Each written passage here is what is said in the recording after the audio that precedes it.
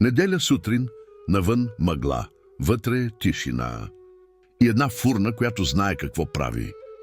Мирише на печено пиле, не на рецепта, на семейство.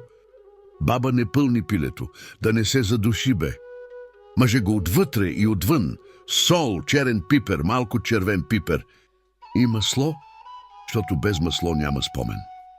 Нищо модерно, нищо сложно, само ръце, които знаят. Около пилето картофи. Обелени бавно, неделя е.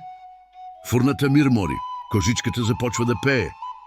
Сокът капе в тавата и прави сос, без да го молиш. Никой не бърза. Това не е обяд, това е ритуал. Пилето излиза златно. Всички вече са около масата. Никой не пита, готово ли е, готово е. Вижда се, мирише се.